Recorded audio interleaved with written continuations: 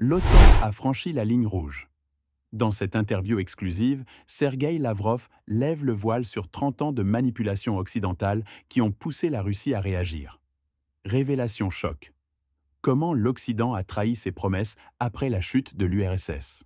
La vérité cachée sur l'expansion de l'OTAN vers les frontières russes. Pourquoi l'Ukraine n'était qu'un prétexte dans ce grand jeu géopolitique?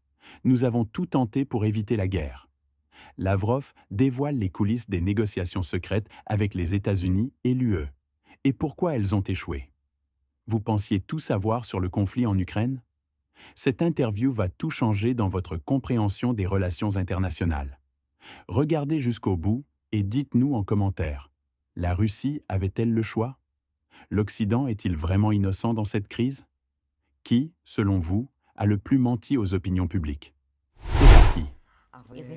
À l'époque où vous travailliez à l'ONU, dans quelle mesure aviez-vous le sentiment que la position de notre gouvernement, que vous relayiez, correspondait à votre intuition personnelle de la manière dont la Russie devait être représentée sur la scène internationale? Je fais principalement référence aux années 1994 à 1996.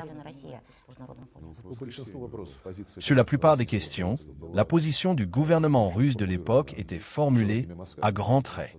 L'ordre du jour du Conseil de sécurité de l'ONU portait principalement sur des problèmes africains, ainsi que sur certaines questions asiatiques, latino-américaines et des Caraïbes. À cette époque, notre gouvernement accordait une attention prioritaire au vecteur occidental. Les travaux se concentraient sur les relations entre le groupe des Sept et la Russie. En 1994, Ben Yeltsin avait été invité à Naples. L'objectif était de créer les conditions pour approfondir le partenariat avec l'Occident. Comme il s'est avéré par la suite, ou plutôt, cela est devenu évident assez rapidement, mais tous nos politiciens et citoyens ont pu s'en rendre compte. Ce partenariat nous plaçait dans le rôle du petit frère. On nous a scié ce rôle. C'était, bien sûr, une erreur monumentale. Aujourd'hui, de nombreux analystes occidentaux écrivent dans leurs mémoires qu'il n'y avait aucun sens à élargir l'OTAN et à maintenir la Russie à l'écart. Mais l'objectif était alors d'intégrer le groupe des Sept. Même dans les années 2000, nous n'avons pas renoncé à poursuivre nos efforts pour développer la coopération avec l'Occident. En ce qui concerne l'ONU, le plus grand désaccord dont je me souviens pendant ma période de travail remonte à 1999, lorsque Belgrade a été bombardé sans aucune discussion au Conseil de sécurité. Pendant 78 jours, cette violation flagrante du droit international et des engagements au sein de l'Organisation pour la sécurité et la coopération en Europe, OSCE, a persisté. Il faut reconnaître que cette aventure a été fermement condamnée par Ben Yeltsin. Mais c'était déjà en 1999, lorsqu'I.S. Ivanov était ministre des Affaires étrangères. Avant lui, après A.V. Kozyrev, il y avait E.M. Primakov, notre grand maître. À partir de M. Primakov, nos actions en matière de politique étrangère ont commencé à évoluer vers la multipolarité. On ne l'appelait pas encore ainsi à l'époque, mais E.M. Primakov a légitimé ce concept dans le lexique diplomatique, en plaidant officiellement pour la promotion des intérêts d'un monde multipolaire. La Charte des Nations Unies contient de nombreux principes. Aujourd'hui, l'Occident ne semble voir que l'intégrité territoriale. Pourtant, il y a aussi le principe de l'égalité des droits et de l'autodétermination des peuples, ainsi que le principe du respect des droits de l'homme, y compris les droits linguistiques et religieux. Nous attirons aujourd'hui l'attention de l'Occident sur le fait que, lorsqu'il discute de tout autre problème, que ce soit le Venezuela, la Corée du Nord, l'Iran, l'Inde, l'Arabie saoudite ou pratiquement n'importe quel pays, ils ont des critiques à formuler concernant les droits de l'homme. Du moins, sous l'administration de Joe Biden, cela figurait presque parmi leurs points clés. Mais en ce qui concerne l'Ukraine, les droits de l'homme ne sont tout simplement pas évoqués. Pourtant, en Ukraine, des lois ont été adoptées, c'est le seul pays au monde à avoir fait cela, interdisant l'utilisation de l'une des langues officielles de l'ONU dans tous les domaines. Le gardien de la Charte des Nations Unies, le secrétaire général à Guterres, reste silencieux. J'ai discuté avec lui à plusieurs reprises. Mais c'est un autre sujet. Le secrétariat de l'ONU a été privatisé. Dans une large mesure, tous les postes clés, ou presque, sont occupés par des ressortissants des pays de l'OTAN. Ils ne cachent pas leur appartenance à l'Alliance, en violation de l'article 100 de la Charte des Nations Unies, qui exigent qu'ils ne reçoivent aucune instruction d'un gouvernement et qu'ils restent impartiaux. Pour poursuivre sur les relations avec l'Occident, au début des années 2000, nous y étions intéressés. Le président V.V. Poutine a mené une politique qui a permis à la Russie de devenir un membre à part entière du groupe des 8. Nous avons également développé d'autres axes de travail avec l'Occident. Il y avait notamment l'OSCE, qui existait depuis toujours. En plus de cela, il y avait le Conseil Russie-OTAN. À l'époque de sa création et de son fonctionnement actif, il y avait des dizaines de projets communs sur la lutte contre le terrorisme, la coopération en Afghanistan et bien d'autres domaines. Il y avait aussi le format Russie-UE, un format unique. Des sommets avaient lieu 2 fois par an. L'Union européenne n'avait cela avec aucun autre partenaire. Plus de 20 mécanismes différents fonctionnaient au niveau des ministères des Affaires étrangères, de leurs responsables, ainsi qu'au niveau des institutions économiques, des ministères des Transports, de l'Énergie et des Affaires humanitaires. 4. Espace commun, de Lisbonne à Vladivostok. Des sommets ont eu lieu, y compris à Khabarovsk, où les Européens se rendaient. Il y avait par exemple J.M. Barroso, alors président de la Commission européenne, qui est venu, s'est promené sur les quais de Khabarovsk et s'est exclamé « Comment est-ce possible? Nous avons volé pendant 12 heures, et pourtant, c'est toujours l'Europe. » On avait l'impression qu'il y avait des chances d'avancer. On nous dit que nous nous sommes détournés de l'Occident. Personne ne s'est détourné de qui que ce soit. Parallèlement, nous avons développé de bonnes relations avec la République populaire de Chine, l'Inde, l'Iran en l'aidant à obtenir un accord équitable sur son programme nucléaire, ainsi qu'avec d'autres pays arabes, l'Arabie saoudite, l'Égypte et l'Amérique latine. Je ne vais pas tous les énumérer. Nous agissions déjà dans l'esprit de la continuité de la politique de M. Primakov. La multipolarité signifie que vous devez être intéressé à promouvoir vos propres besoins et intérêts dans les domaines économiques, sécuritaires et autres, mais vous ne devez jamais vous fermer au dialogue avec n'importe quel pays du monde. Écouter n'engage à rien, mais souvent, de simples contacts permettent d'ouvrir de nouvelles perspectives de coopération mutuellement bénéfiques. Cela correspond pleinement à la Charte des Nations Unies. Je l'ai déjà mentionné. Je ne cesse de le faire. Beaucoup disent « Écrivons quelque chose de nouveau pour l'ère de la multipolarité ». La Charte des Nations Unies est justement faite pour l'ère de la multipolarité. Elle contient une phrase clé. L'ONU est fondée sur l'égalité souveraine des États. Il n'y a rien à inventer. Tous les autres principes, y compris ceux relatifs aux droits de l'homme dont j'ai déjà parlé, y sont déjà inscrits.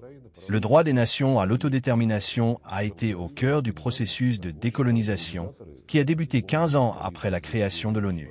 C'est à ce moment-là que les peuples africains ont pris de l'ampleur et ont clairement compris que les colonisateurs à Londres, Paris, Bruxelles, Madrid et Lisbonne ne représentaient pas leurs intérêts ni les populations des territoires qu'ils administraient formellement.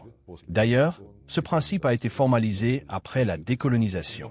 Les négociations ont été longues à préparer et on a débattu de ce qui était le plus important, l'intégrité territoriale ou le droit des nations à l'autodétermination. En 1970, une conclusion a été atteinte et une déclaration détaillée sur tous les principes de la Charte des Nations Unies, ainsi que les interconnexions, a été adoptée. En ce qui concerne l'intégrité territoriale et le droit des nations à l'autodétermination, un consensus au plus haut niveau a été établi, stipulant que tous doivent respecter l'intégrité territoriale des États qui respectent le principe du droit des nations à l'autodétermination. Cela signifie qu'ils doivent avoir un gouvernement représentant l'ensemble de la population vivant sur ce territoire. Tout comme les colonisateurs ne représentaient pas les populations de leurs colonies en 1960, ce qui a permis à ce principe de prévaloir, en Ukraine, après le coup d'État, il a été immédiatement annoncé que le statut de la langue russe serait aboli, et ceux qui n'ont pas accepté les résultats du putsch ont été qualifiés de terroristes. À partir de 2019, une série de lois visant à éliminer la langue russe dans tous les domaines a été promulguée. Comment peut-on affirmer que ce groupe de putschistes représente les intérêts des populations du Donbass, de la Nouvelle-Russie et encore moins de l'Ukraine dans son ensemble?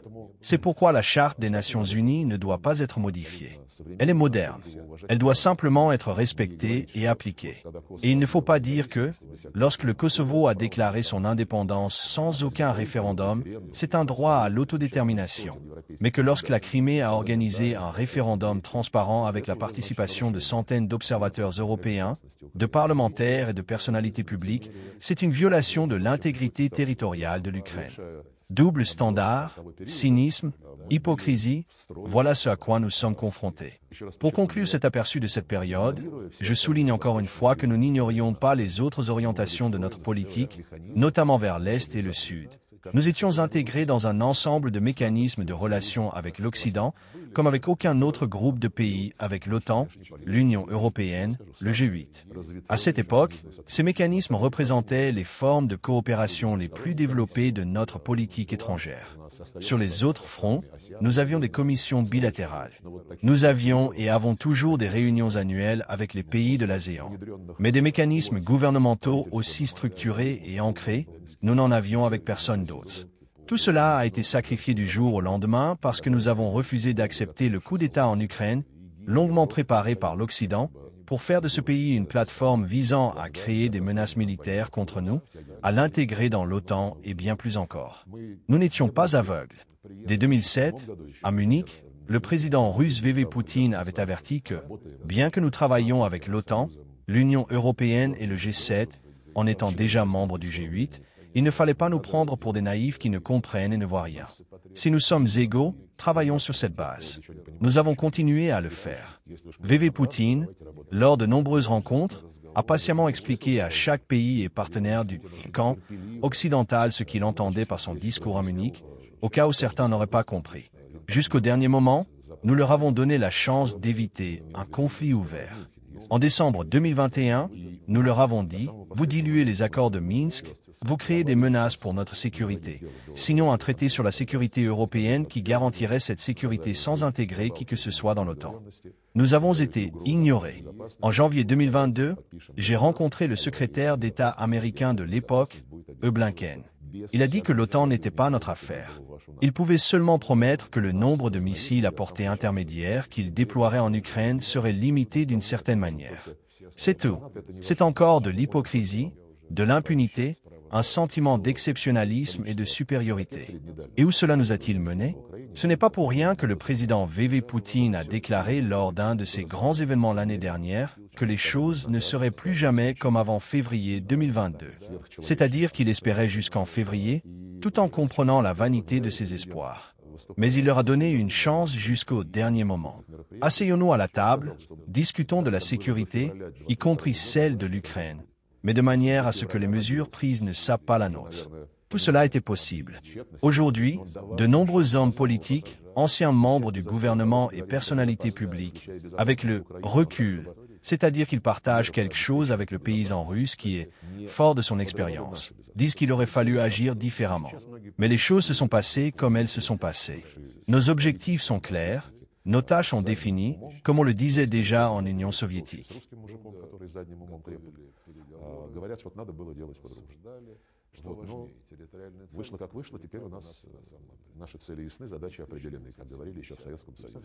Au travail, camarades, c'est ce qu'on disait.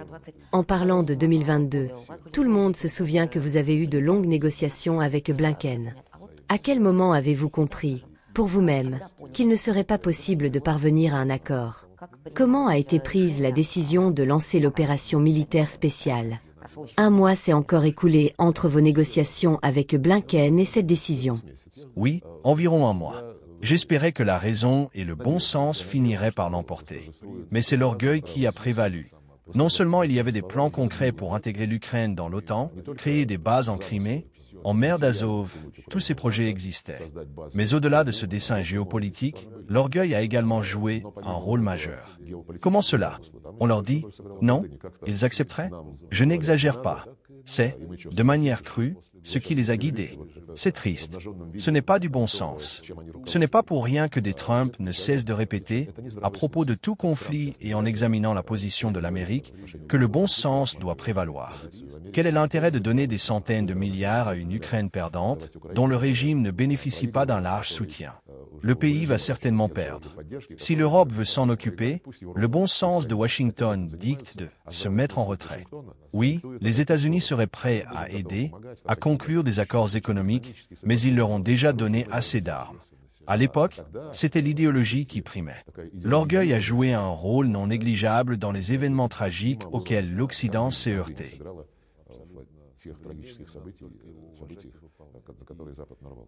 Si nous parlons de la période actuelle, nous nous souvenons que le président de la Fédération de Russie, V.V. Poutine, a déclaré que le ballon était dans leur camp. Pour beaucoup, les négociations à Riyad ont été une surprise.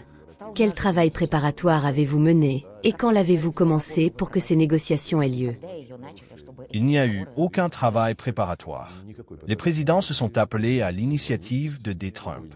Ce ballon, le président V.V. Poutine le lui avait renvoyé en 2018 à Helsinki, lors de la conférence de presse après la Coupe du Monde. C'était le ballon officiel de la FIFA.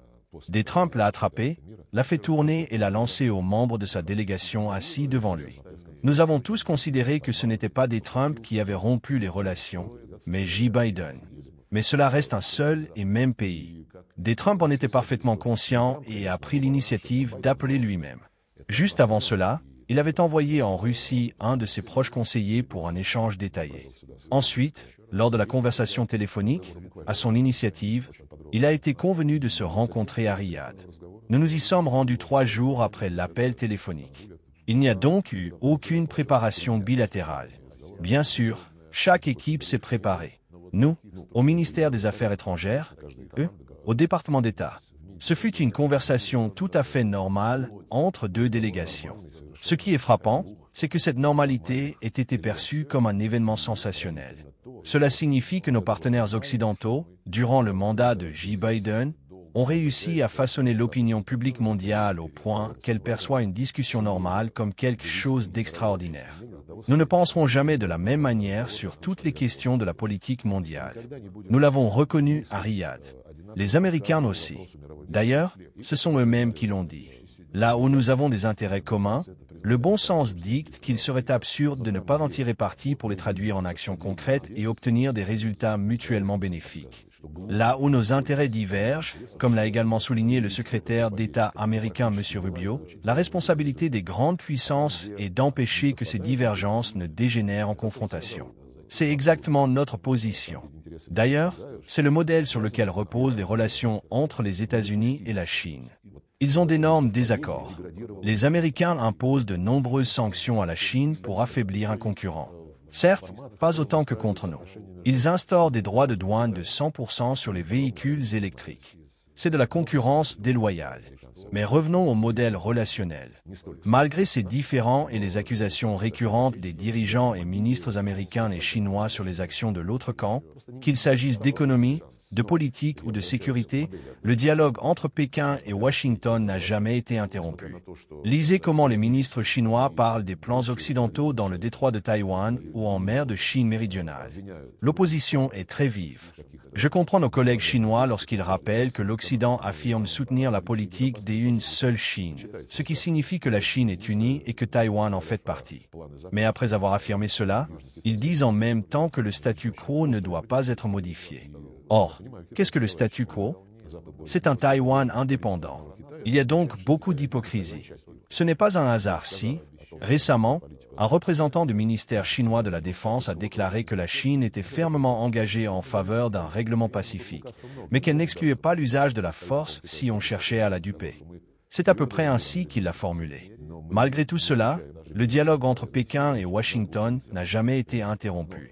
Je pense que c'est exactement ce modèle qui devrait prévaloir dans les relations entre tous les États, d'autant plus entre la Russie et les États-Unis, qui, d'un côté, peuvent trouver des intérêts communs et accomplir beaucoup de choses utiles ensemble, et de l'autre, ont l'obligation, en cas de divergence, de ne pas laisser la situation dégénérer en conflit armé.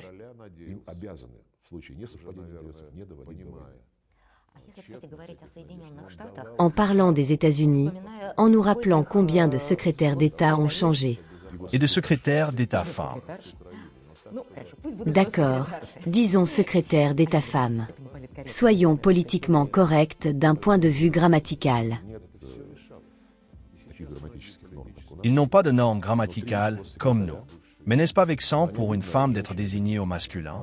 Secrétaire d'État, c'est bien un nom masculin. Dans notre histoire, le terme secrétaire au féminin évoque une toute autre image. Bon, d'accord, disons directrice du département d'État.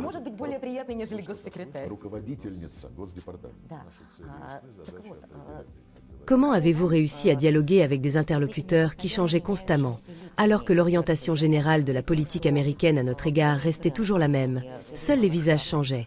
Les visages changent. Nous avions déjà dit, dès la première élection de Trump, que beaucoup de nos politiciens étaient tombés dans l'euphorie. C'est encore le cas aujourd'hui. Les États-Unis ont toujours le même objectif, être la première puissance mondiale.